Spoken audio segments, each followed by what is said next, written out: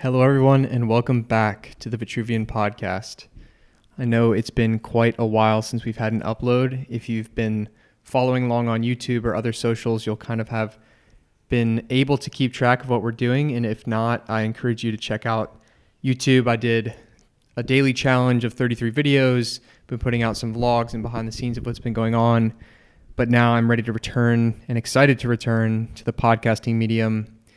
It's been a long enough break, a lot of clarity, a lot of reflection, and today's episode is honestly related to that gap, and I'll hopefully close a little bit of the stories, a little bit of the gaps. This is actually a cross-uploaded episode from my friend James, who you'll remember from episode 52 of the podcast, which is still to date one of my favorites, so I recommend you go back and listen. But in this podcast, I actually will be discussing the before and after of my first psychedelic experience using psilocybin mushrooms. James obviously is a huge advocate, and this time around in my trip to Bali, I decided and felt personally called to take the leap. In parallel to releasing this podcast, I've released a behind-the-scenes vlog of this experience as well, so I encourage you to, after listening to this episode, go and watch that on YouTube. But in this episode, it's a really cool split because we do a pre-interview before the experience and then a post-interview the next morning after the experience. So you get a cool window into my experience, my intentions going into it, what I've experienced coming out of it, and some of the insights along the way. Grateful for you guys for being patient, excited to be back into the medium, but I don't want to delay this episode any longer. Let me know your thoughts. Comments, messages are all appreciated. Enjoy this one, and I'll be talking to you guys soon. The credit belongs to the man who is actually in the arena, whose face is marred by dust and sweat and blood. Zach, thank you for joining me on the James Xander Trip. James, thank you for being here for all reasons, including this little podcast here, but of course, facilitating my experience today. So grateful to have you on the pod. You are an entrepreneur, an explorer of personal growth tools, and someone who is really dedicated to self-mastery. My first question is, what inspired you to explore psychedelics now for the first time at this point in your life?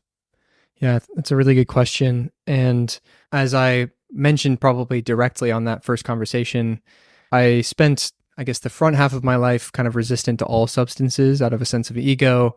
Come around university time, dropped that, experimented a little bit with alcohol, but never really pursued anything beyond that.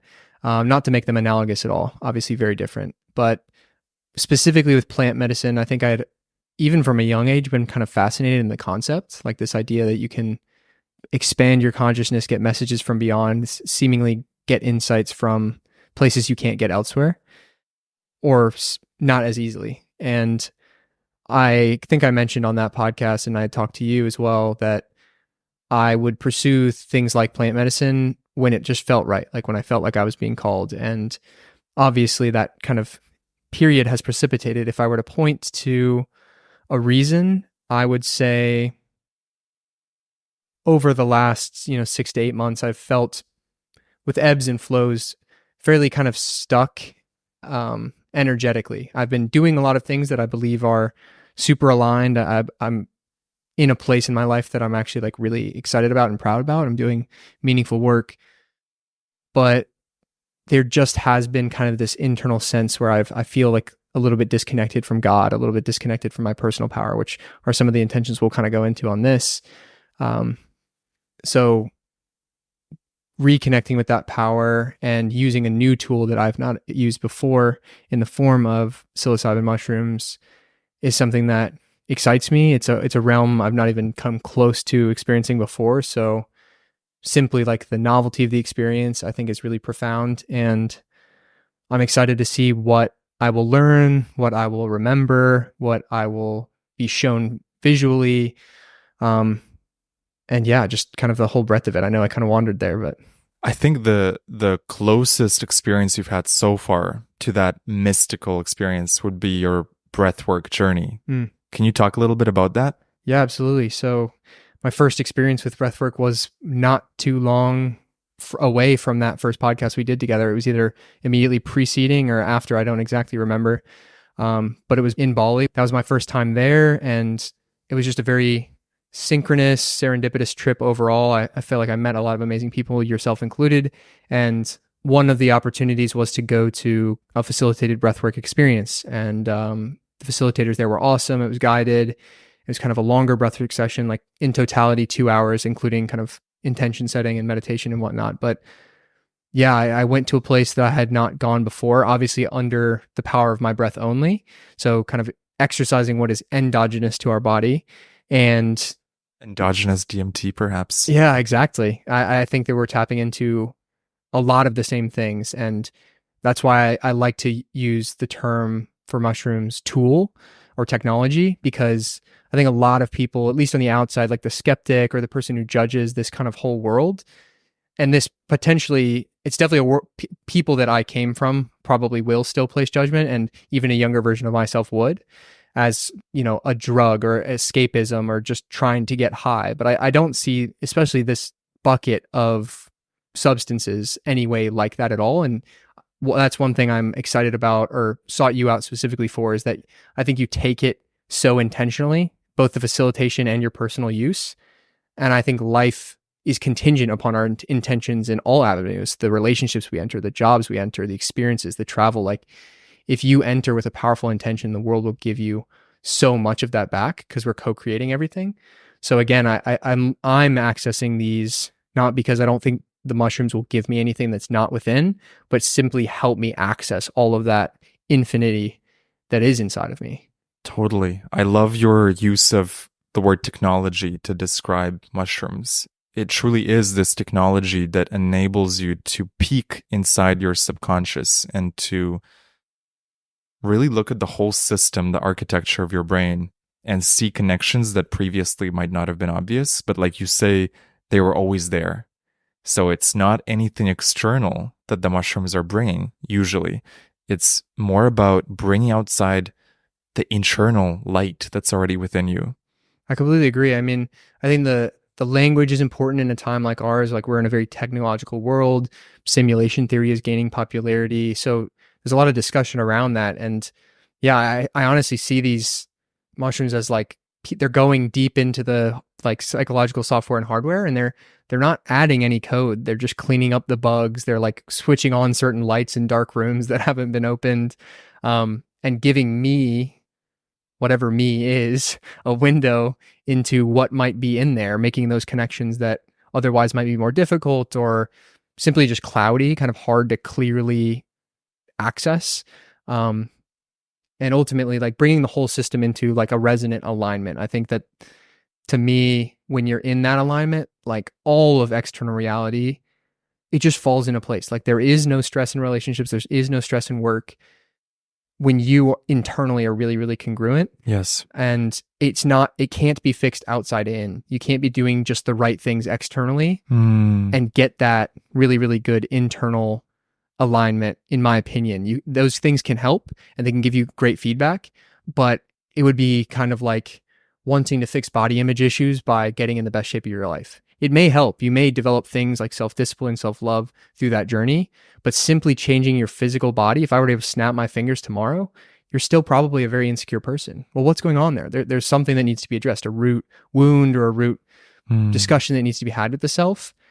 And in my life, very much so. Like, I feel like I've checked a lot of external boxes in a lot of real ways, many, many to explore and continue to uncheck and unblock and experience.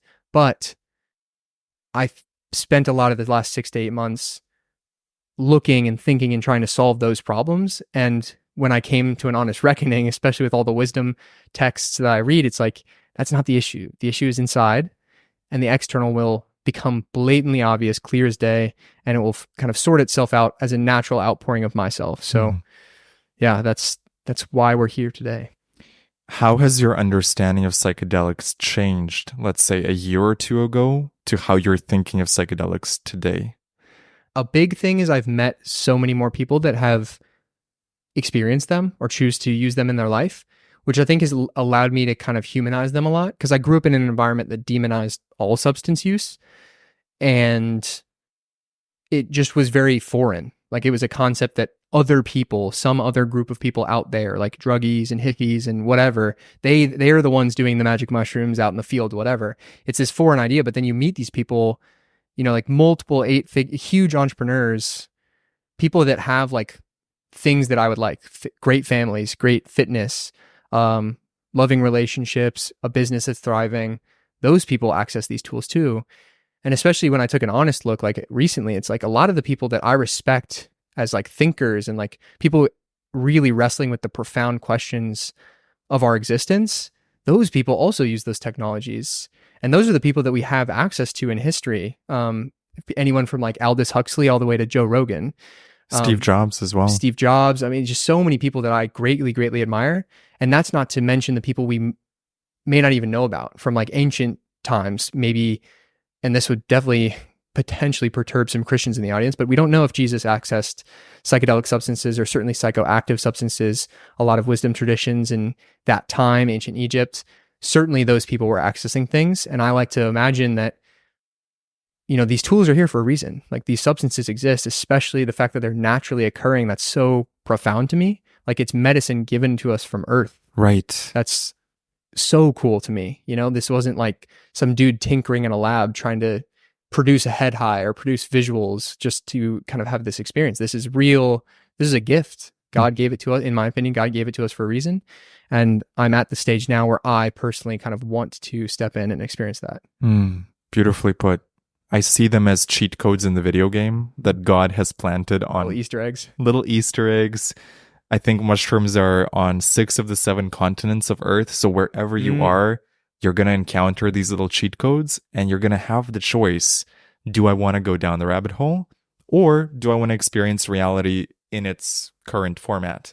And I love that there's always this possibility that is given to almost everyone to experience the source code behind the simulation.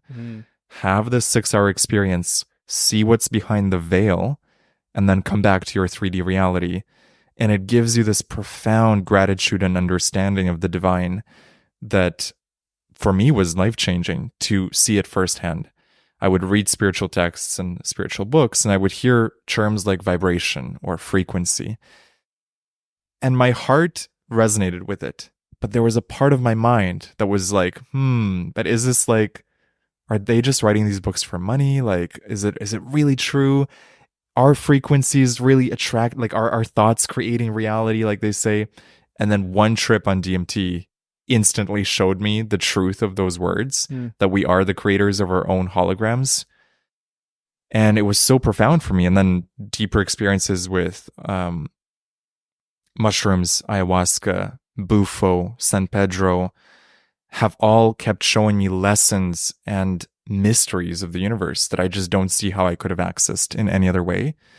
So in that sense, it's been a profound gift. And I think that's why I'm so passionate about sharing with others this glimpse of the divine.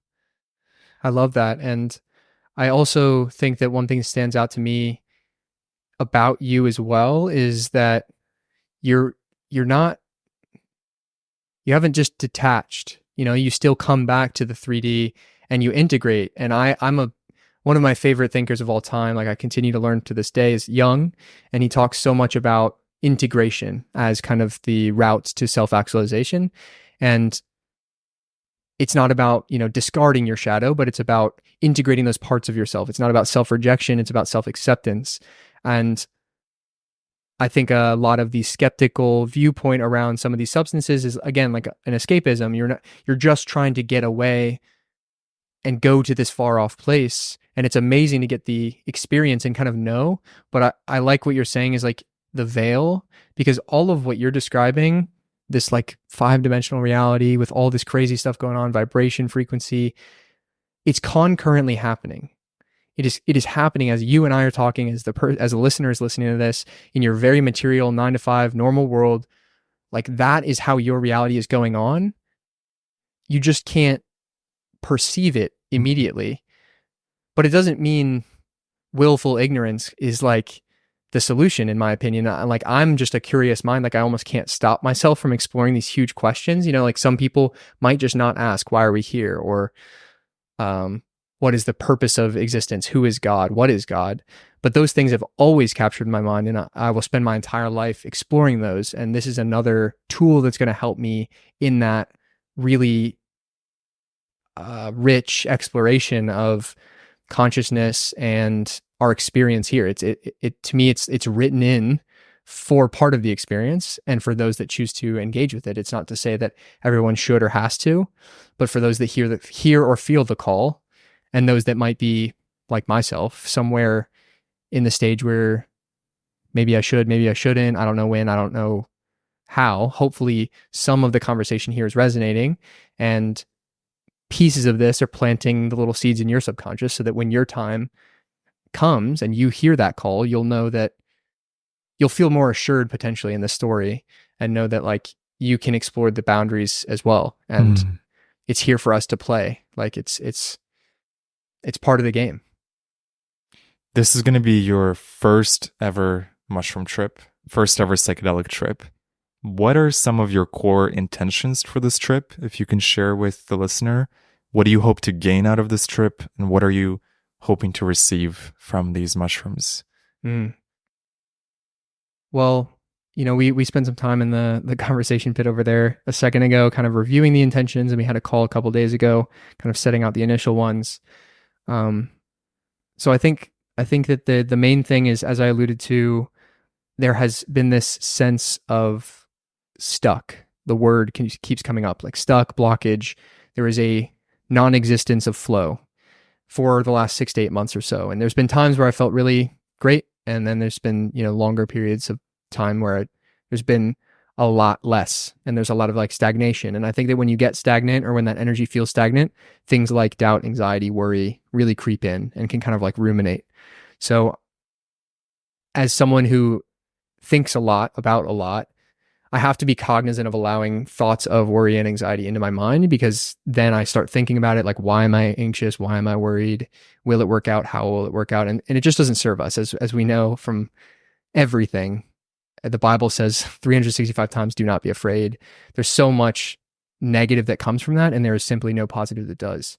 But that being said, I've still found myself in those thought patterns. So I think that there's been this block, and it can only be described energetically in nature, because I can't point to anything material in my life that's particularly problematic or couldn't be solved relatively simply.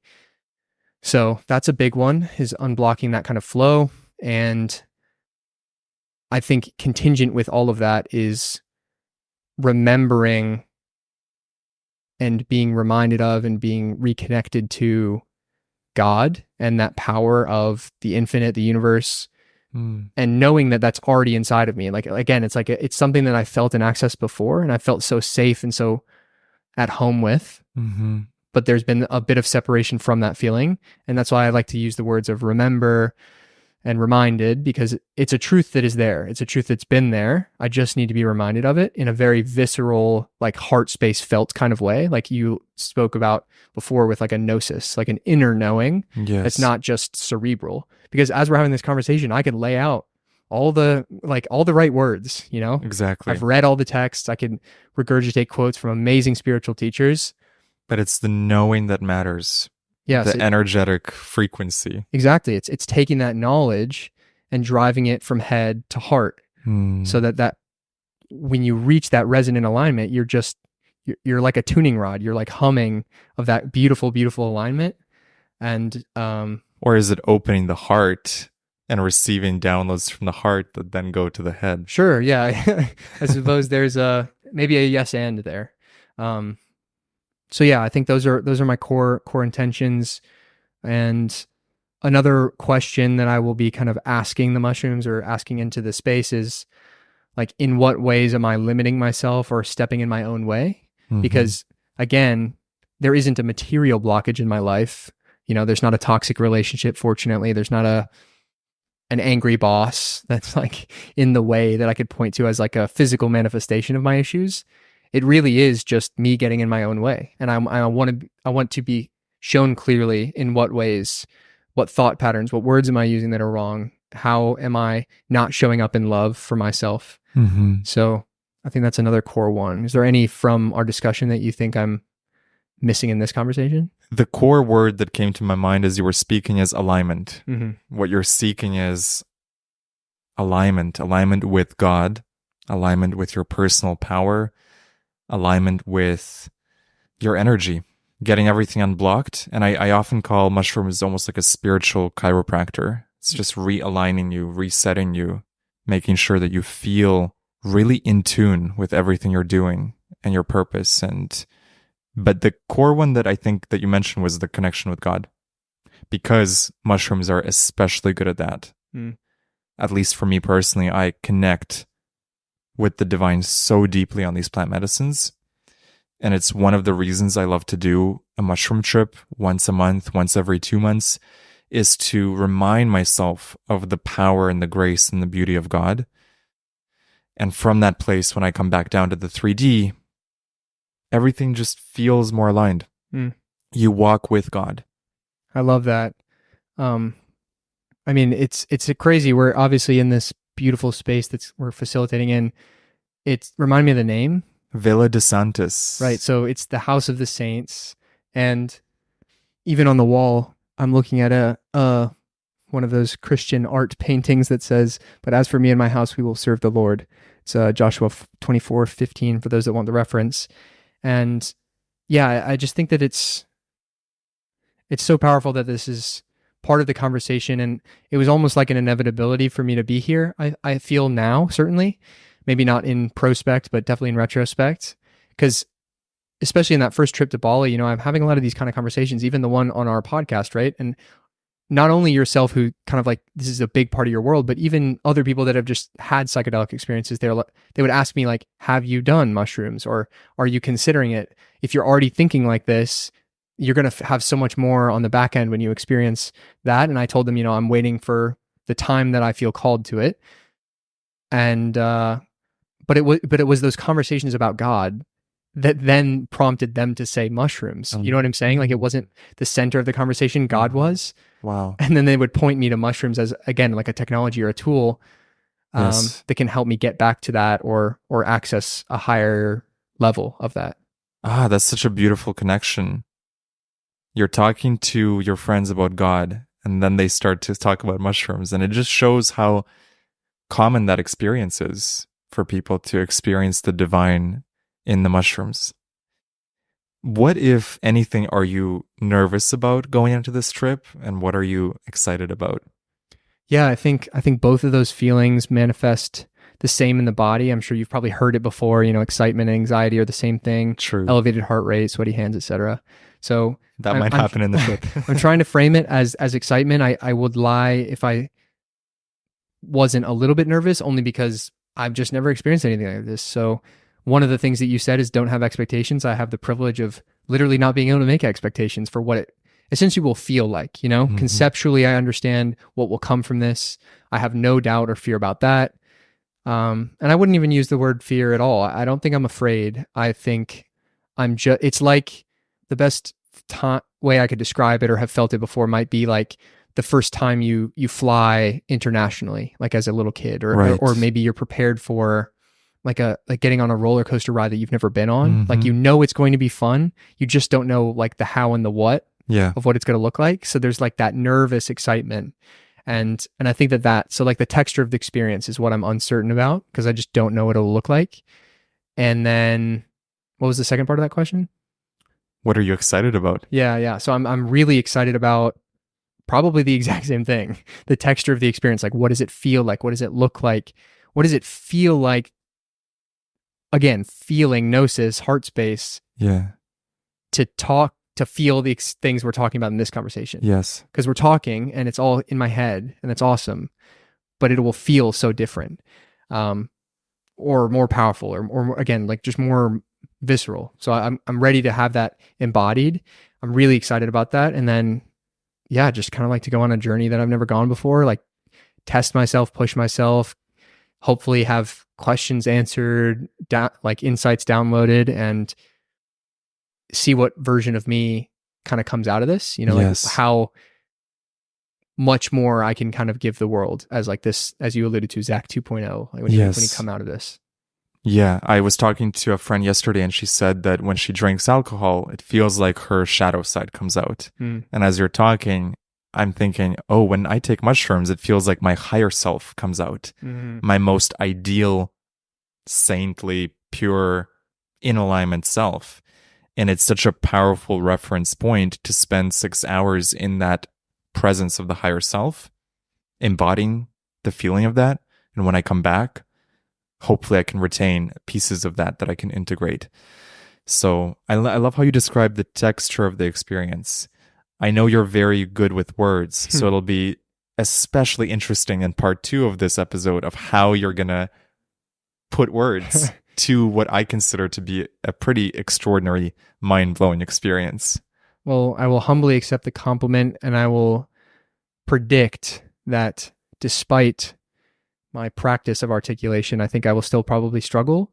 And I think that that's the beautiful thing about this, is that it goes beyond the realm of the describable, of the quantifiable, and it's far more qualitative and a felt experience. Like you simply must wander, you know, like there's no need for me to describe what it feels like to swim in the ocean. It's cold, it's a little bit wet, but if you haven't felt those things, you don't know. What is wet? What is right, cold? what is wet? What is cold? What does it mean to be thrown around by thousands of pounds of water? Yes. You could just go swim in the ocean and know. So I'm excited to dive in.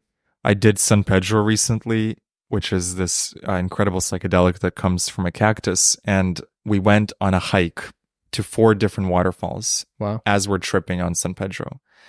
And one of the waterfalls was particularly powerful.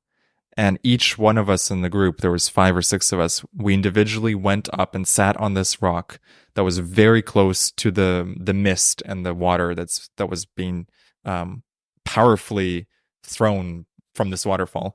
And I'm sitting on this rock, feeling the force of the molecules of the water, and I feel the God force in them on San Pedro.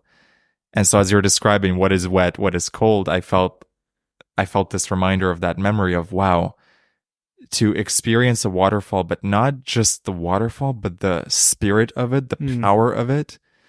I just wanted to bring that up because this is what psychedelics can also give you, is a greater sensitivity to the energies behind day-to-day things. Like someone might hear waterfall and be like, what's the big deal?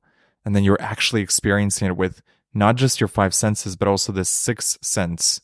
And you're feeling into the architecture behind the simulation that's creating that waterfall.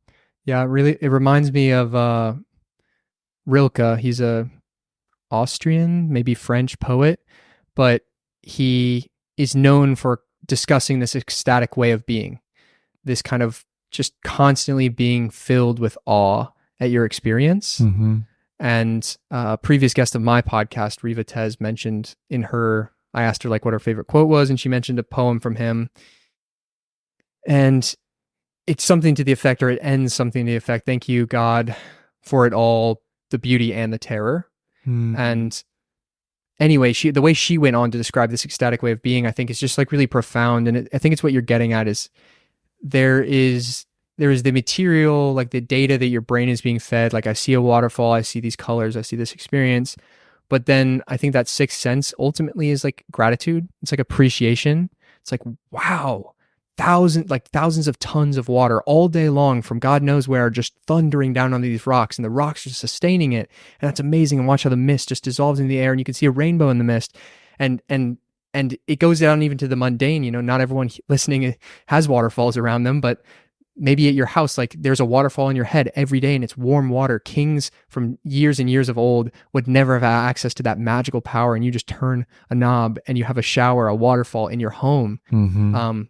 And it's so many things like that, right? Like I definitely think that the skeptic or somebody listening, probably not in your audience or mine, but you know, it's like, okay, dude, that it's just normal life. But like what I would say is like, it doesn't have to be. Like our existence, even not on mushrooms, even not on any sort of psychoactive substance, is profoundly magical in its nature.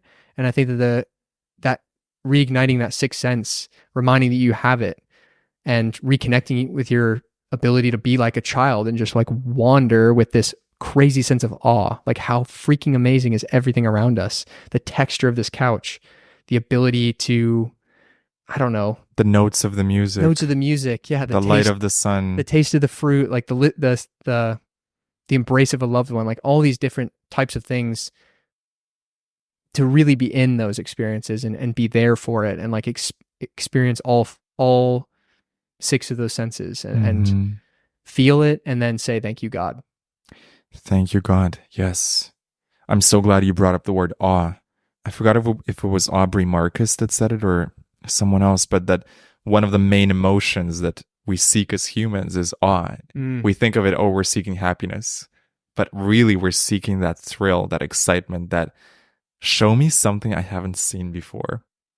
And I think that's why mushrooms, especially, I mean, every time for me, but especially the first time, can be so incredibly magical, because you're literally seeing things you've never seen before.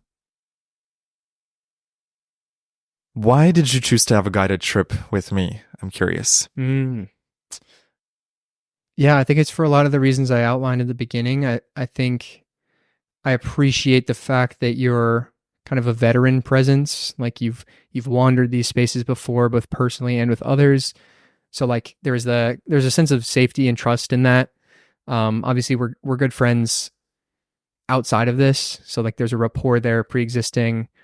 But even if there wasn't, and I was like more just consuming your work, I think that there's like a high level of trust in the facilitation, in the experience, in the actual quality of the substances themselves. The fact that you kind of like live the walk and then you're helping me go there as well, I think is really big. And yeah, I mean, I wouldn't want to add to, or I'm choosing not to add to, a very unknown experience to myself, like the added variable of all of those other things, like how will I do it? Where will I do it? Right. Where am I going to get the mushrooms themselves? Like, is that quality?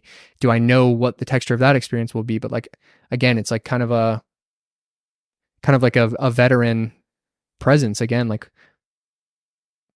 holding your hand and kind of guiding you where you need to, and then kind of pushing you off when it's your time to go and saying, you got this. I think you've made a really fantastic choice in the sense that you've made sure that your first trip is a guided one, that there's someone there holding space, because a first time trip, it's so crucial to get it right so that you develop a very trusting relationship with these plant medicines. So I think personally you've done a really beautiful thing for yourself here. I appreciate that. And yeah, I think it does come down ultimately just to intention. Like I want to be intentional with my first experience, and I see you as someone who does this kind of thing very intentionally in your own life, in the life of others, in the way that you put out content, and then even in the way that you facilitate this for me, like you went above and beyond to do extra steps, like we could just roll up to some spot and do the thing. But it's not just that, like we've gone over intentions. You've sent me resources. I've done reading as well as listening to some of your other work. And I feel very in good hands, I suppose, Beautiful. If there was a question you wanted to ask your future self 8 hours from now, what question would you ask him? I mean, there's the obvious, like, how did it go? Or what would you want him to say to you? Well, I definitely would want him to tell me, you got this and you're making the right decision. And I think that he would. So I do have a good sense of that. Any final thoughts or words that you want to share with the listener as we close off part 1 of this episode and we step into the mysterious world of the shrooms? Well, thank you for listening. I commend your curiosity in the psychedelic world, as well as just asking the big questions. I think that's part of our experience and certainly part that excites me. So thank you for your time. And yeah, I mean, I'd say don't be afraid to try things that are new to you, that you have a sense can and will help you. Like, don't let something stay on the other side of fear or uncertainty or inexperience. I just put a video out about this actually, like jump into the void. There's a quote that I guess I'll leave us with is like, he who jumps into the void owes no explanation to those that stand and watch. Ooh, And That's I think, powerful. yeah, it's super powerful. And especially with something that has a taboo or has people that certainly will judge you, like psychedelics, you owe absolutely no explanation. You're jumping into the void. Enter. It is not the critic who counts. It's the man In the arena. in the arena. Mhm. Like, enter the arena. Me and James will not judge you. You will not find somebody who is out there doing the damn thing that has a word to say, but a word of encouragement. So I'll offer that word of encouragement. Hmm. If you feel ready, enter the void. And if the mushrooms were listening to this podcast, what intention would you like to tell them? A 1-sentence or 2-sentence intention that you want to share with the mushrooms on how you'd like to be guided for the next 6 hours. I'm really excited and grateful, and know that I'm strong, so you can push me. Ooh, challenging the mushrooms.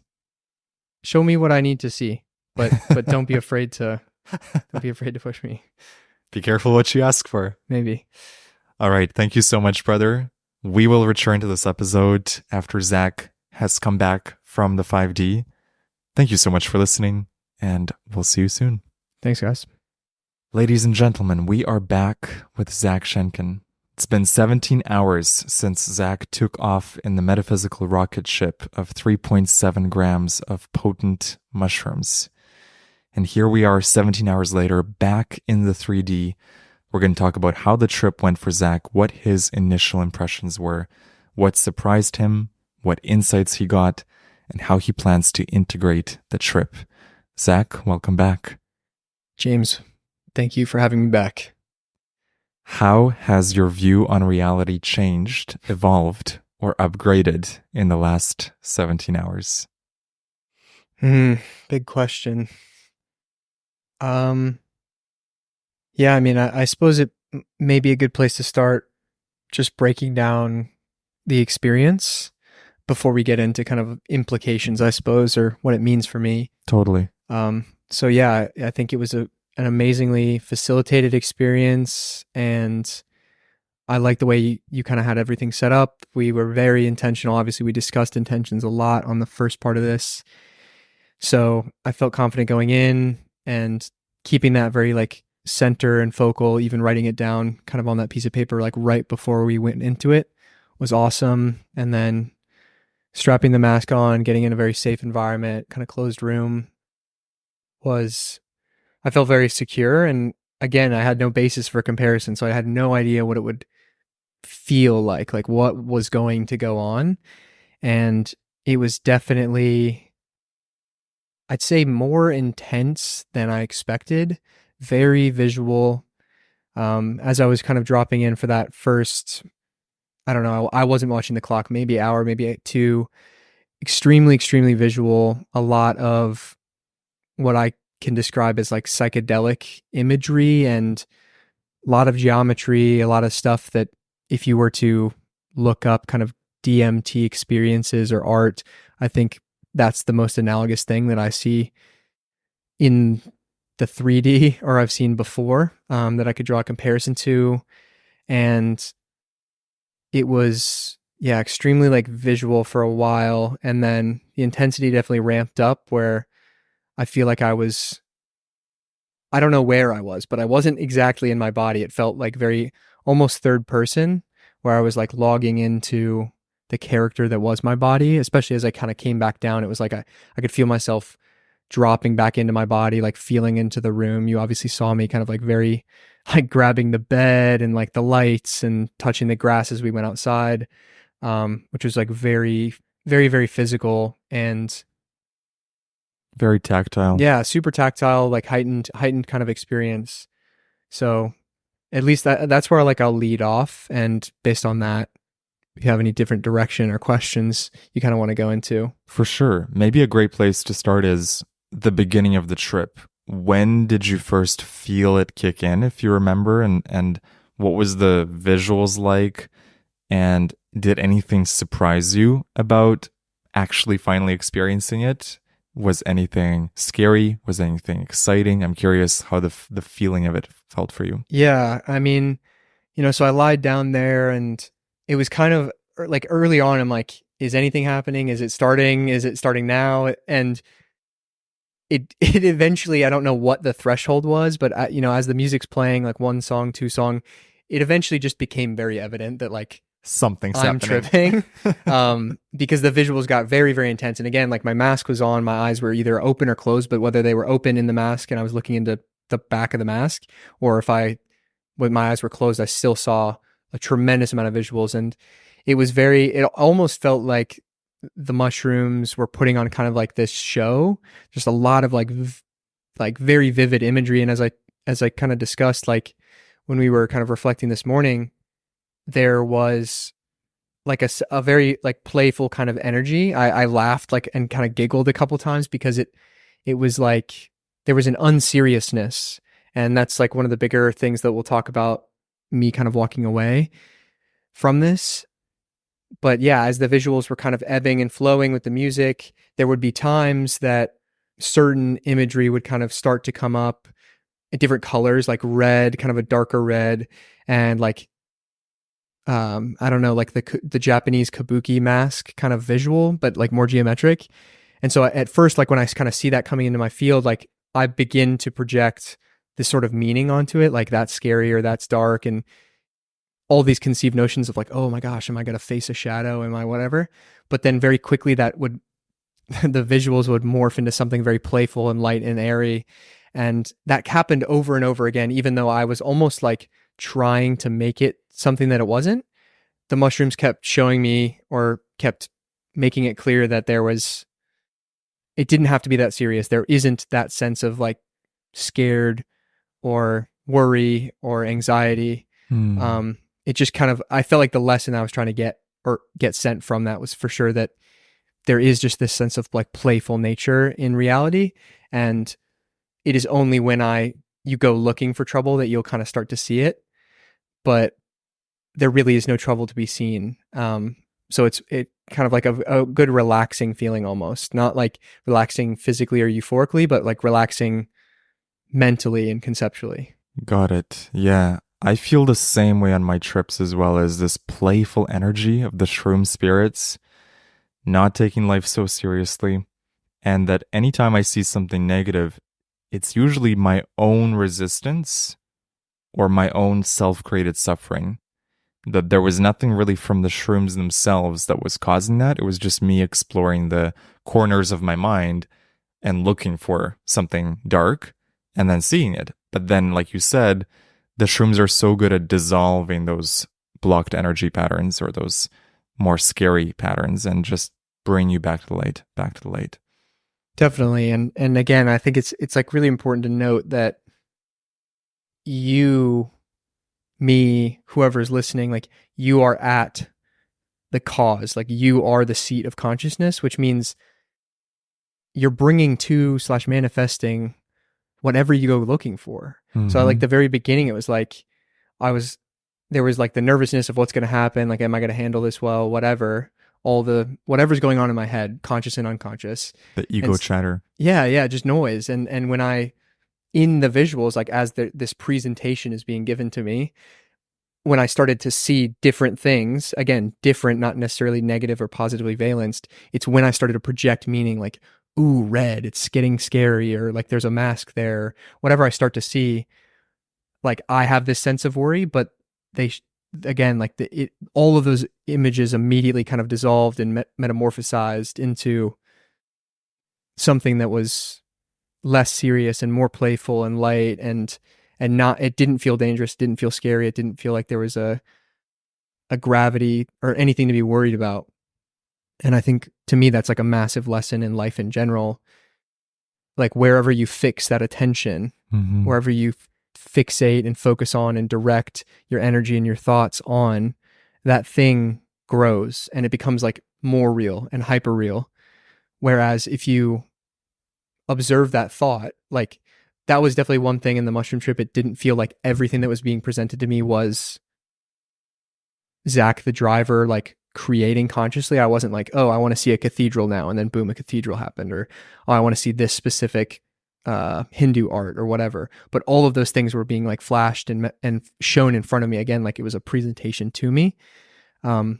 But it's when I started to place attention and focus that individual aspects were amplified. Right. Like the first time I saw a flash of something that I thought looked like a church, I started to think of like the word cathedrals and church and God and worship. And then I saw all of these different cathedrals. I know this morning I mentioned like the La Sagrada Familia in Barcelona, and how when I went there previously and like stood in that church, you felt this sense of awe, this sense of worship, the sense of kind of magic. And even people mentioned that the interior of the church, Gaudi had used psychedelics, and it was psychedelically inspired. And I can now, having literally seen those churches and the same kind of energy and colors in the trip, like I see that the art and all of these different acts of worship and places of worship, like the Muslim temples and mosques, as well as the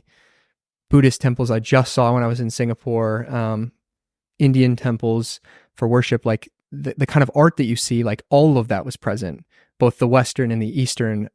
And I don't know, to me that is so cool, because it's like, it seems that people created them as something that was coming through them, or almost like needed to be placed into the three-dimensional to remind us like what else is going on. Right. And just like as an act of worship for like the kind of infinite beauty that's out there or in us.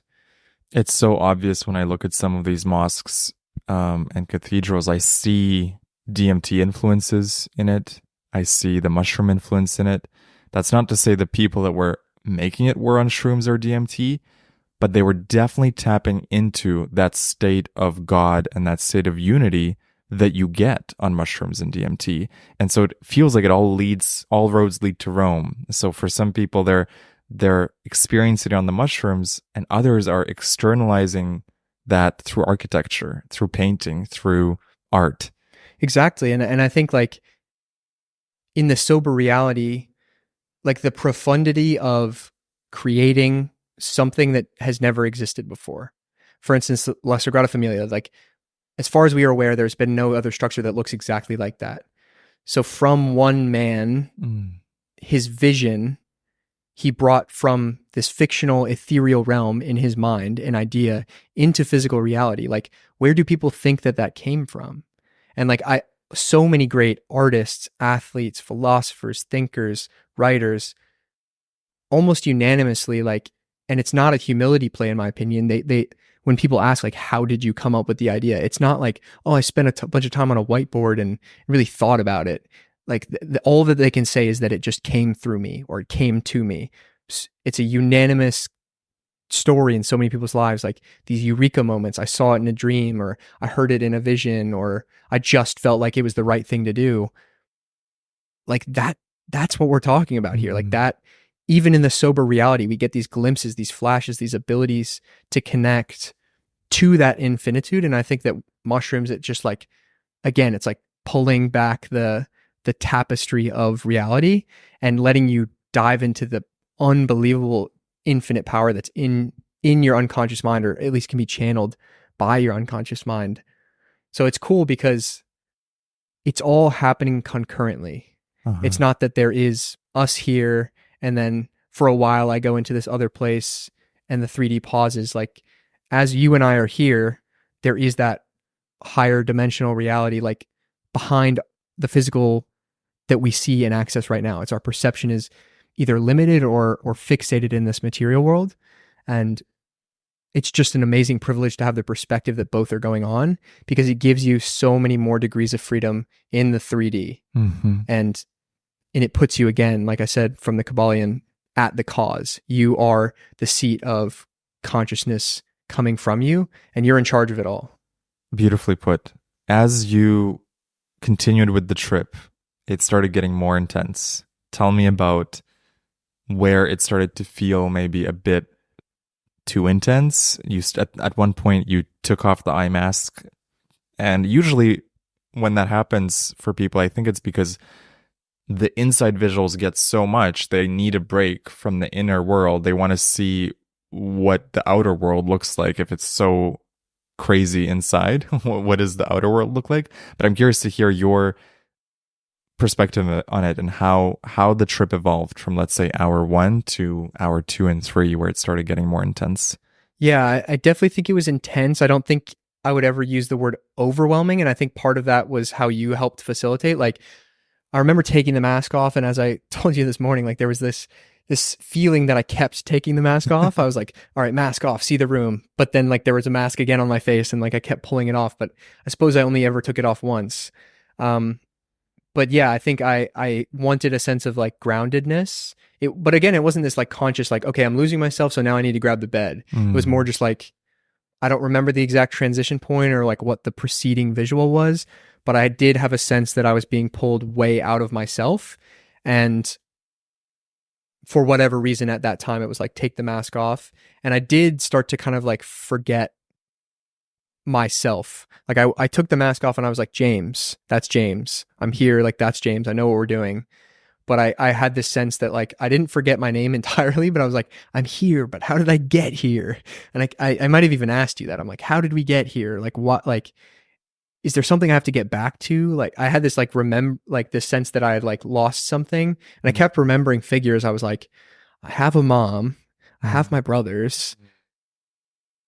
Why am I here? What do I have to get back to? And I just remember kind of, I guess like confusion, but like not in like a panicky sense, but I was just like, I feel like I was kind of confused. And so it's really helpful to like have you there, and I could just like look over and see that you were super chill. You were just like posted in the corner, and like I would look at you and you would just kind of nod helpfully, and I was like, okay, cool. Like, and then I'd look around and see other stuff, but then I'd look back and you were still kind of posted. So I think that gave me a sense of groundingness. And then, yeah, as I suppose happened, I kind of sat up and needed to move around, or like you intuited that it would probably be helpful to go outside. So we went outside for a little bit, kind of sat down in the grass. It definitely felt like I was like out there for a decent amount of time, or I don't specifically remember the to and fro, but I remember getting down into the grass and it feeling like super tactile, like almost like plastic. And I felt like you were exploring this new way of looking at the simulation from this new perspective. Everything was fresh and exciting, and the grass and the air and the bed and the blanket. It's like you wanted to feel it all. And I can absolutely relate to that feeling on my trips as well, where you're seeing the same reality, but through brand new eyes. And it's enhanced. And there's another layer of 5D on top of the 3D. So it's just layers upon layers. Yeah, and I think I definitely would say it's very hard to like finally articulate. And I suppose it's different for everybody. Like I don't know what it would feel or look like for someone else, but for me, once I took the mask off, it was no longer like mystical, magical, hyper dimensional. It was more like exactly what we see here in the 3D, but as if we're in a video game. Like I saw like everything was kind of like high vibrating, and everything was kind of wavy. And I saw you, but it was like a D, not saturated, but D focused, or like kind of a blurry version of you, like a video game version of you. And everything was that way. It felt like we were in like this little vignette, this little like window of like a video game or a cartoon scene. So yeah, very, very strange. But to me, again, because like everything was still very concrete yet malleable, I take that now as like all of that is happening right now as we are speaking. Like this, there's no difference between how I was seeing the room last night and how I'm seeing it now, other than my perception level has been kind of put back into like a container that's more stable. Because I definitely think in that hyperdimensional experience, like it's very ungrounded. It's super infinite, which gives you like infinite degrees of freedom, all this perspective. However, the 3D gives you like constraints that I'm like, I felt happy to return to, if that makes sense. Like I felt like I want to get back to the 3D because there's so much to experience. And like, I like the kind of, I don't think control is the right word, but It's a solidity, Yeah, stability. it just like feels very stable. And it's cool to have both, but I wouldn't want to be in that infinite space forever. Mm. And I think that ultimately that's why I'm here. It's because I chose to go have a Zach experience and learn all those lessons and feel the feelings, touch grass, fall in love, make art, build businesses, lose things, go through heartbreak, because it's like the texture of experiences is so beautiful and real here. Mm-hmm.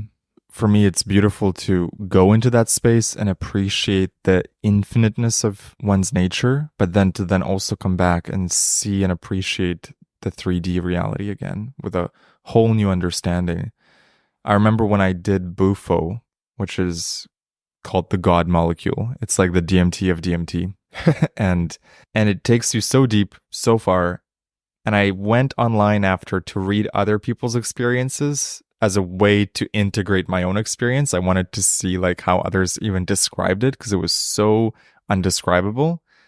And one of the comments I found on a forum was, Bufo, you're in this infinite space, and maybe from that infinite nature, we wanted a break. So we came to the 3D to take an 80, 90, 100-year break from infinity so we could feel stable and we could feel time and space because those things don't exist up there. And I was like, yeah, that makes sense. If you're always in infinity, that would get a little bit much, and you probably would want to take a little break here and there. And then you design this simulation, this hologram, so you could take a rest. Yeah, I mean, it feels very real as what you're describing, because I definitely, I wasn't like exercising, I like to push my body. I like to train hard, and that stuff is physically exhausting, but this too was pretty exhausting. Like it took stuff out of my body that like I feel tired today. So I do think, like you're saying, it is, being infinity is a burden in and of itself. So as much as we can kind of get wound around the axle about small stuff here and get really stressed about our lives, I think there's like a great stability that I now have an added appreciation for. Yeah, it was funny to me when I read that comment because we tend to think that this reality is the hard part, and when we cross over, then we get our break, or we get heaven, or we get some respite from the challenges. But the way this commenter made me think was, oh, no, this is the break. This thing that we think is so hard and difficult, this could be a vacation for the soul. Go experience video game Earth, planet Earth for couple decades, have fun, it's just an experience, and then come back to the infinity. Yeah, that definitely resonates. What did the trip teach you about playfulness versus seriousness? Yeah, this is a big one, and one of the major underlying motifs I'm walking away with. But I'm somebody, and people will know from my content, like I'm somebody who is pretty serious by nature. Like my disposition is relatively serious, and it's not for better or for worse. It's just like my temperament. I take things seriously. I've always applied myself in everything I do. I feel a great sense of responsibility and purpose, and really want to make a meaningful impact while I'm here. And I think that that's the light side. But the shadow of that is when certain things are not going how either I anticipate or I feel like, quote unquote, they should be going. When I start to project should, or am I behind, or am I doing the wrong thing? The gravity of decision making, it gets really real. And I start to like allow in thoughts of anxiety and worry and things like that. And as we discussed in the before, I've spent a lot of the last 6 to 8 months kind of like in my head thinking about problems and how to solve them, when I think it's like a first principles broken question. It's not that there is even a problem to solve. What if it was exactly how it's supposed to be? And in fact, it is exactly how it's supposed to be. And I felt in the mushrooms, again, with this like sense of playfulness and unseriousness, it's a lot like a kid. And when I even think back to the younger version of myself, like 6, 7, 8 years old, like that kid didn't have any way to articulate me getting here now. The distance and the amount of things that have happened in my life between then and now, I mean, so much. I've learned different sports. I studied languages. I studied world religions. I went to college. I was a collegiate athlete. I was president of a fraternity. I started a podcast. I started this content. I do coaching. I'm an entrepreneur. I had a job. Like, I've fallen in love. I've fallen out of love. And that kid had no way of knowing any of the how and the what between then and there. He was literally just doing his thing and super present in it. And there wasn't this sense of worry. And I think now, whenever I do get into the sense of worry or anxiety or whatever it may be, it's because I'm fixating on not knowing the how and the what between me and this future reality that I do have a relatively high certainty of. I've never had like macro worry, like, is it going to work out? Am I going to be okay? That has never resonated with me or caused me stress. I've just known it's going to take care of itself. But again, I get worried at what is this giant gray area between me and that future okay state. The problem is, I guess, is I'm just convincing myself that I'm not okay now. And this isn't exactly where I am supposed to be. And quite frankly, all of my experience I can access. And that's what I was saying this morning, is like the present moment is our access point to infinity. So you only get to tap into those future states or opt into these different timelines through your actions, thoughts, and the way you handle right now. So for me to get to that future okay state, all I can do is show up to the most of this moment. In this case, we're having this conversation here. I can be present with you. I can share my thoughts. I can try with the best of my ability to articulate my experiences and feelings. And it is through that the next thing becomes okay. You know, from here, we'll drive back to our respective places. Then I do the next thing and the next thing. And it's just stacking like a bunch of those chips that gets you to that future reality where things are quote unquote okay. But I think that that's the illusion itself. Like, that's samsara. That's this thing that we think is problematic, or we're kind of caught up in it. You just get really identified with how is it going to work out, or what's going to happen, or how am I going to do this or that, or when am I going to meet the person I'm supposed to spend the rest of my life with? Like, all these big questions that we all kind of wrestle with and feel intuitively we'll have an answer for eventually. It's the worry itself. It's the identification itself that causes all that stress. So I think with the mushrooms, it was like, I don't know, there was just like it was an inconsequential landscape. And I like thinking about coming back that there really isn't a negatively valenced consequence here either. There are things that we may or may not want to happen. That's our choice to project good, bad, indifferent. But if you choose to adopt the perception voluntarily that everything is happening as it should and everything is happening for me, I just think that that's a really powerful way to navigate reality. And conceptually, I was doing this before, and I think I was pretty tapped into it. But it's helpful to have this like really visceral reminder that like, it's going to be good, dude. Yeah. There's nothing to worry about. Just relax. Like, uncertainty is how your life is supposed to feel. So instead of saying that a lack of certainty is a problem, say that that's just how it is, you know? How do you think you can integrate that playfulness into your day-to-day life? That experience of realizing you're here to play, you're here to grow, and not to take life so seriously? I think two things. One is letting excitement for things, people, experiences be my compass. Like, what is the highest? I think it was Ram Dass potentially, follow your bliss. Like, if you use that as the where do I need to go next? What do I need to do next? It's always going to tell you what's the next most exciting thing. And it grounds you back into just what's the next step. Not what's the whole map, not what's 15 steps from here. Just what excites you right now. What's the highest, most powerful and captivating thing you could be doing right now, and just embody that and really be in it. So the compass of how will I get there? Okay, I don't know the map. I don't have a map. I'm in the middle of the woods. I don't have a map. But I do know that when I look down at this compass, it's pointing right there, which means I'll just keep walking that way. And I can trust that in the end, there will be this huge path charted in retrospect. So that's a big one. And then the second one is, I think that this childlike sense of play, kids are just, they have this like insanely reckless confidence. And the cool thing is it like pretty much always works out. Like kids will, like, especially little boys, they'll do crazy stuff. They'll climb on jungle gyms. They'll jump from stuff that's really high. They'll go swim in a creek. They'll throw rocks around.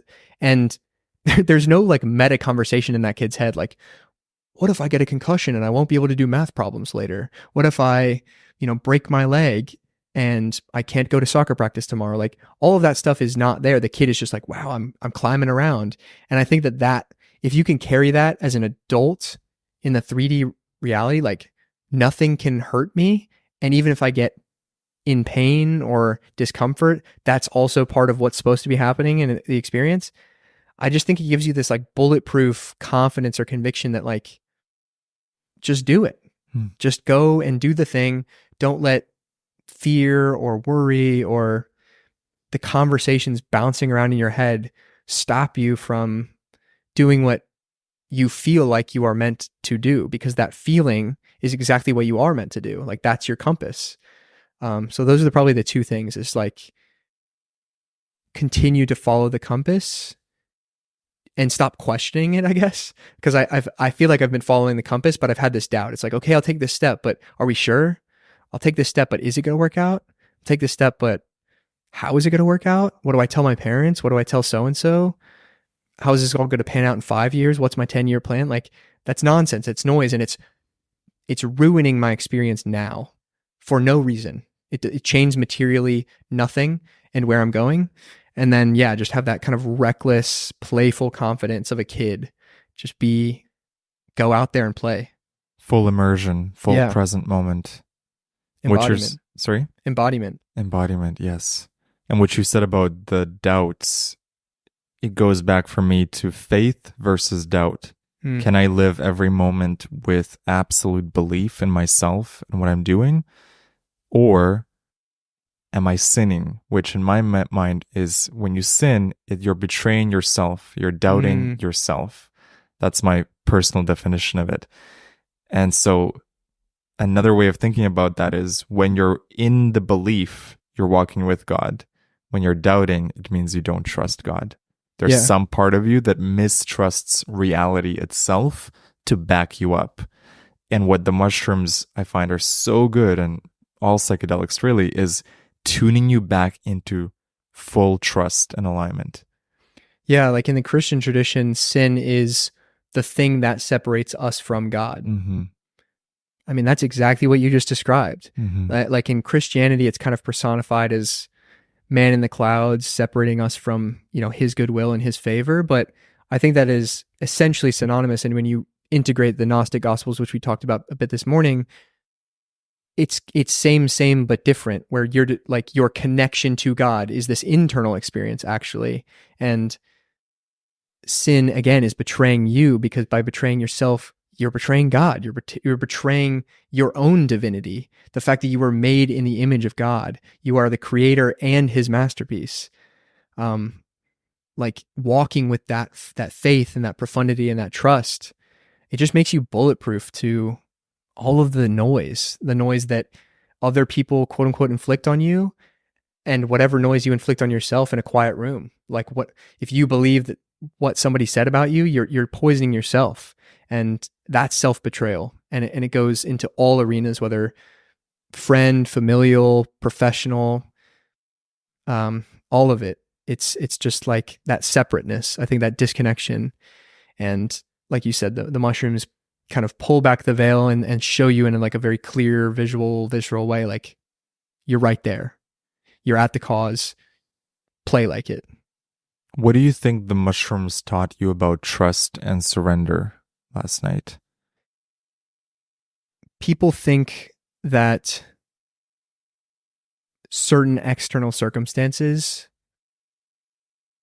are the thing that they are worried about. They're worried about paying rent on time, the significance of their life. Maybe it's the meta narratives, like the global elites. What's going on? Am I going to lose my freedoms? Whatever. But it's actually none of the external, and it is your lack of trust in yourself to handle whatever comes up. Because if you simply trust, believe, have faith that you can handle whatever comes up, or that the version of you that arrives to those problems will be able to handle it, then there is nothing to be worried about. Like the external is simply just kind of the map that you're navigating. And yeah, again, like I don't love the video game analogy, but it just feels really real, where you're just like moving the stick in the avatar. You can't really control what the walls say, but like I've upgraded my character over time with all this armor and these weapons. It's going to be okay, because like the avatar, the character that you are, is ready to handle them. And by trusting in that and not doubting it and like turning back and closing yourself off to different experiences, you get to explore the whole map. You get to find where the boundaries are and break past those boundaries because they're not even there. So trust for sure. And then surrender, I guess, is like kind of the marriage there, right? Where it's like letting go into the trust, where it goes from, I guess, head to heart, in that it's no longer reminding yourself consciously trust, because that's very like switched on. And you go to this kind of flow, this passive, I just trust that it's going to be okay.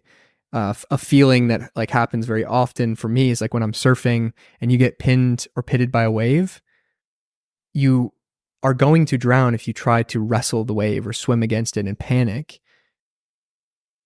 But if you just let go and surrender, you'll float to the top in a matter of seconds or minutes. And the surrender is what's actually saving you. Like simply letting go will actually be the thing that gets you fastest back to air. And if you were to worry about it or try to quote unquote solve the problem when you're underneath a wave, that will be your undoing.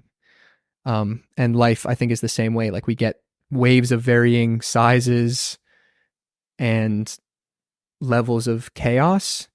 Your job is just to ride the ones you can, miss the ones you miss, and hold your breath for the ones that really put you under. Yeah, I often use the analogy of surfing the energetic waves of life, staying in balance, finding the wave, the lucky wave, and then surfing it as long as you can, staying in that momentum. When you get taken off the metaphorical surfboard, don't panic, like just get back on, find your balance, keep going. Yeah. And even the best of surfers in the world on the perfect wave, the wave ends. Right. You get close to shore, you hop off the board, and then you just paddle back out. So it's both not getting too attached to the lows, which I think is probably level 1 or the first thing you need to work on, so that life doesn't feel super shitty. But when you do get super aligned, you hit that wave, you drop in, it's perfect, you're carving it, the water's perfectly smooth. Know that too will pass, but it's okay because more waves are coming. So when that comes to an end, you reach this new inflection point, doubt, career pivot, relationship ends. That too is good. It is part of the game. You just paddle back out and do the thing again. And it is this just infinite, the tide coming in, the tide coming out. You can take faith that the water's still coming. Yes.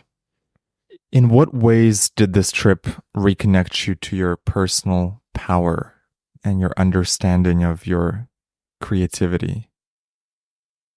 The creativity is what I saw in there with all of the art from all around the world, the cathedrals. Like, it is clear to me that we are made as creatures of creation to go make beautiful things. And it's almost, we can't not.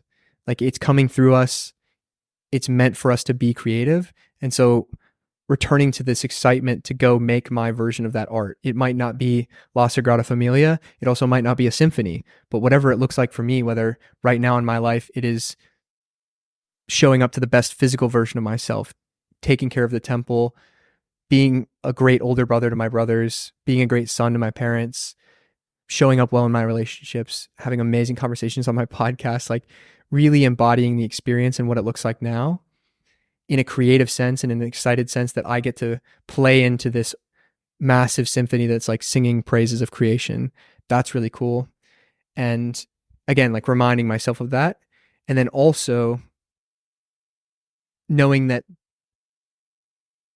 again, I'm at the cause and the seat of all of my experience. Like, I'm totally in the driver's seat as the end of the trip was happening, or as I was coming down from like the highest intensity, you and I had a bit more of a dialogue, and I was funnily kind of like frustrated at the conversation because I hadn't experienced anything like it, but it was like every question you asked me, I knew you were going to ask me.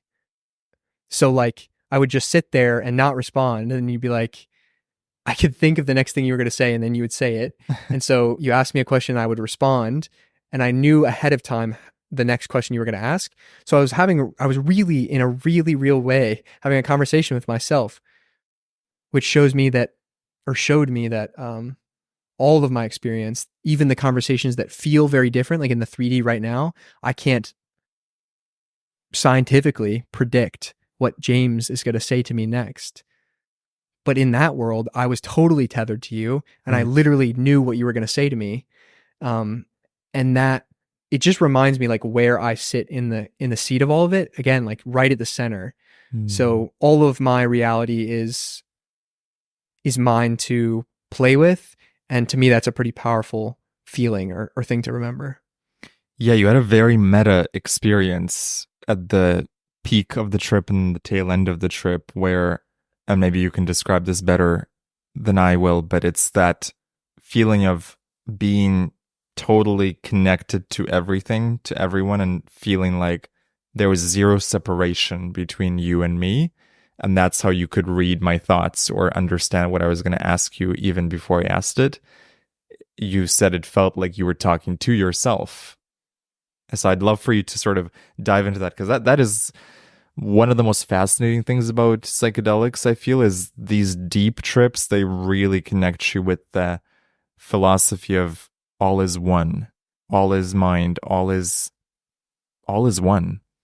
Yeah, it definitely felt extremely connected. And while it still looked like you, like I wasn't seeing you as some weird dragon or something like that. Like I still saw James in his little 8-bit video game version, but yeah, it was just surreal. And again, like I even kind of expressed like a little snarkiness or frustration because like you kept asking me questions, but I thought the question before you asked it. I was like, I know he's going to say this. And then you asked it. And so, yeah, like engaging in that dialogue, it felt surreal, and it felt, yeah, it's very weird or hard to articulate now, but it just gave me this sense that like, I don't know, I would even like kind of like lie back down and like look at a different part of the room, and I would know where you had kind of moved to in the room, and I'd look over and you were there. Which I don't know how profound this is coming through to the listener, but it was just nuts because I was controlling you too. Not like in a moving the joystick video game sense, but in a sense that like I knew exactly what was happening in your reality as well. And that's like amazing. And the fact that it was another person, because I think that people tend to be the thing that we think is the most separate or non-controllable to us. Right, like he's having his experience. Right, he's somebody else. He's having his experience. I can't control that guy. I can choose where I drive. I can choose what car I have. I can choose my job. I can choose what I do with me. What do I read? What do I say? But whoa, that this other person rocks up and there's all this variable, but like you're also creating that. In the 3D, it's a very different degree of control, I guess, or degree of access I have to your consciousness. But as you well stated this morning, it gives you a much better appreciation for seeing the divinity in somebody else. Like every time you harm someone else, you're harming yourself. Yes. Every time you amplify or improve or show love to somebody else, you're showing love to yourself. So it reinforces the good guy side of me that like wants to do good, wants to be connected to other people. I don't want to do harm. I don't want to put darkness into the world or fear. I want to help people more connect with their power. I want to do all these amazing things. And it almost redefines altruism, right? Because you're giving to yourself. Yeah, like the ultimate selflessness is selfishness. It's all for you and for everyone else. There isn't a difference between the two words. It just looks like it now. Yes. Yeah, the game of life, as Florence Scovel Shen put it, is a game of giving and receiving. But when you have this understanding of all is one, and you know it deep down from either a mushroom experience or another mystical experience, you understand that you're only giving and receiving to yourself. Mm. And every time you bless someone, you're blessing yourself. Every time you do something dishonest, you're only lying to yourself. You're only creating your own suffering. I am curious, what was the most surprising thing for you from the trip? 17 hours ago, you had no experience with mushrooms. Now you've had this quite deep, quite intense experience with them. And I'm curious, what was Zach's experience of the most surprising thing about that? I want to say like how excited I was to return to 3D. And it's not to say like I didn't enjoy or I regret at all. Like I would 100%, if we time travel back, I would still do it again.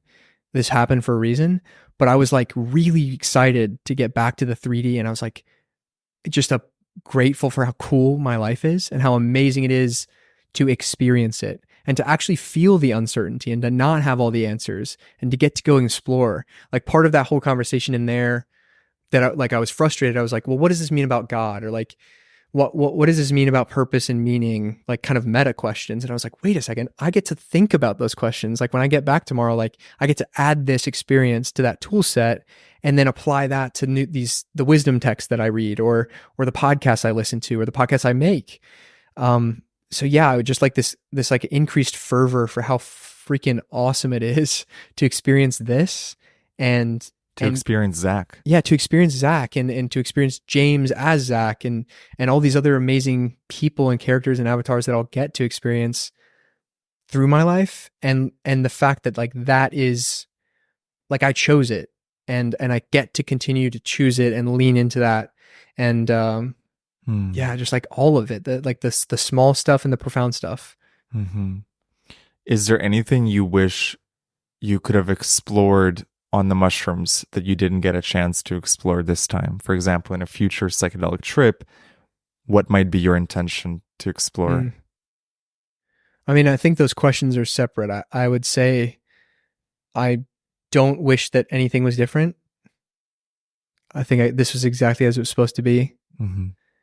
In the future, I think I would or might have different questions.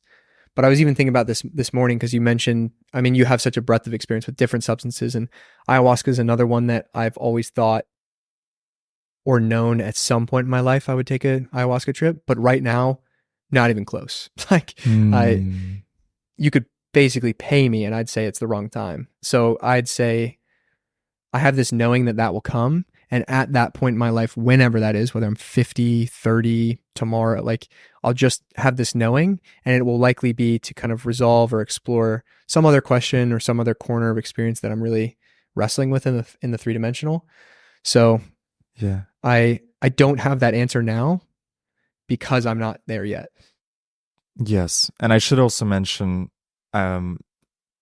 every mushroom trip is so unique and different, and you never know quite how it's going to go. But the one thing you're guaranteed is the next time you go into any psychedelic trip, it's going to be different. It's going to be unique. The parallels that I see flow through every trip, the unifying aspects of it, are the love, the unity, feeling connected to everything, and that feeling of divinity, connection to God. But the flavor and the texture and how it shows up and what lessons show up, like this one was very meta for you. Yeah. Very like deep questions about reality and the existence of your consciousness. And next time it could be a trip of very grounded questions about the 3D and helping you with challenges in the 3D. So it really so varies and it's so unique. And I'm very excited to see how your future explorations go with this, because it's going to be exciting to see how it differs and how it's unique. Agree. How did this trip impact your understanding of consciousness and the mind? I think it just kind of it showed me exactly what I already had either presupposed or pre-theorized or read in a lot of these different texts and different words, but to get to be in it, to like tap into that space instead of just talking about it or trying to describe it in a YouTube video or a podcast or read it, which I still enjoy those things a lot. And I'm excited actually to get back into my exploration of reading and learning and all those things here because I now have this new texture of experience. I don't think it drastically altered my definitions or my frameworks. I think it just reinforced the knowing and like took it from like knowledge to like gnosis. And I think that's pretty empowering. Again, like I'm coming out of this with a good sense of confidence for a number of reasons, but I'm proud of who I am and like how far I guess I had come without accessing these kind of substances. And it's not to say that there's like a wrong or right time for somebody else or like better than, less than to access it without the substances. But I just think it's cool because we still have tools here. We still have tools in the 3D to access that power. And my thinking mind was also given to me by God. Yes. As a tool to teach and to learn and expand. And I can do so much of that still here. Again, like there was this like renewed sense of excitement to get back into the thick of it. So wandered a bit from the question, but consciousness still stands as a topic of interest to me. And I feel a much bigger connection to kind of the metaphysical nature of my seemingly individual consciousness, but right. Apparently not. Do you feel like it deepened your relationship with the divine or your connection to consciousness? I think it just, again, it gave me like a new experience, a new flavor. Like I don't feel any more awestruck or religious towards God or the world. It just reminds me how amazing and beautiful it is. And like the privileged life I've already lived, like to have seen all of those different cathedrals in the 3D and then to go into the matrix and see that it is there, was there, and that beauty through other people has been brought here for us to share and enjoy. Like that's so cool. And like I get to very briefly be a part of that too. It's so cool. What advice would you give to any other first-time trippers having gone through this experience so recently? What advice would you give? Yeah, I think it depends on where you are in your readiness to go. If you're in the stage where like you're setting up and you've already decided, then trust that you made the right decision. Be intentional. Like take the additional time and intentionality to like think ahead of time, talk to a loved one, maybe seek facilitation if you feel like that is right for you. Like do it right or in a safe container. If you're still in the decision where you don't know or are deciding, there's no wrong time. There's no pressure. So like you're not going to be late if you wait years and years and years from hearing this. There's no need to rush. You will just know when it's right for you to kind of explore this space. Yeah. It's likely that this is a piece of information that will inform your decision making because you're exploring this kind of content because you're either curious, you've already been there, or you're thinking maybe, maybe not. So I hope and pray that my experience has enlightened a new version of this world for you. Inspired and pointed at what could potentially be in the cards for your experience. So yeah, I'd say just like a word of encouragement, like you have everything you need inside of you. The right time will be the right time as defined by you. And you're absolutely going to be safe and okay. Like there really can't be a wrong or a bad trip. Varying degrees of intensity. It'll push you in different ways. But with the right prep. 100%. It's not to say don't treat them with disrespect or be frivolous, but with that intentionality, if you come in for the right reasons, which you 100% know, like you're a listener, there's a difference between taking mushrooms and going to a music festival, which is its own experience. There's no judgment there, but I think that will be less transcendental or meaningful towards the way it can affect your life and the lessons you can take from it than if you go in with an intention, go seeking answers because you're certain to find them. Was there anything that particularly helped you in this trip to be comfortable, to have a good trip, to have a smooth experience? Something that you would bring into your next trip, whether you do it alone or with someone else?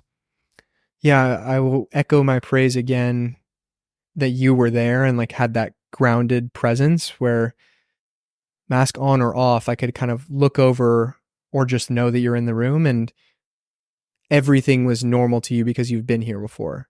So the newness to me didn't invoke a sense of panic. Mm-hmm. And even if it's not facilitated, I think just talking to someone who's been there before, getting an idea, wrapping your head a little bit, preconditioning your unconscious for what you may expect.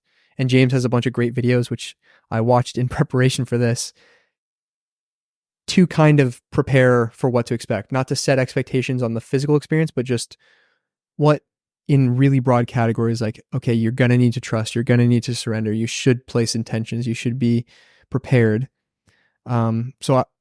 Yeah, if and when the next experience happens for me, I think go in intentionally, try to be specific, trust that you can't really do it wrong. Like it'll show you what you need to know, even if your conscious mind can't place the right intention or ask the right question immediately.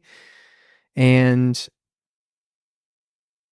yeah, like make sure you're in like a very stable environment. I could see how taking it around a bunch of other people or in an environment that you're not physically comfortable with would really make things dicey. Like I don't think you're going to get hurt, but I do think that it would color the texture of the experience in like some negative light. So choose a place that you feel safe. And I think that would probably be the biggest recommendation is just like, make sure that you are safe before you go in. Yes. Yeah, I would say the more people in your trip space, the more complexity you're adding to the trip. Because every person brings another energy to it. And if you have 3 or 5 or 10 people tripping at the same time, that can get very complex very quickly because people have different needs. They're on different frequencies in the trip. They're having wildly different experiences. And so it was very great to take you on this solo journey with me there facilitating, but you're having this solo experience, you and your higher self, you and the mushrooms. And I think that was a fantastic first time experience for you. Couldn't agree more. As a final question, what is the one theme or lesson that you want to take from this experience and carry it forward with you into the next 6 months, next 12 months? Enjoy the ride. Like play like a reckless child and enjoy the ride. Beautiful. Zach, thank you so much. It's been such a pleasure to give you this experience, to guide you, to let the mushrooms guide you as well, and to provide the space and the facilitation for it. And I'm very happy that you truly got to experience the magic and the breathtaking beauty of these substances. Thank you, bro. I appreciate you greatly. Thank you for the facilitation, the mentorship, the integration, this podcast, and where things go from here as well. Thank you. Beautiful. Thank you. And if he fails, at least fails while daring greater, so that his place shall never be with those cold and timid souls who know neither victory nor defeat.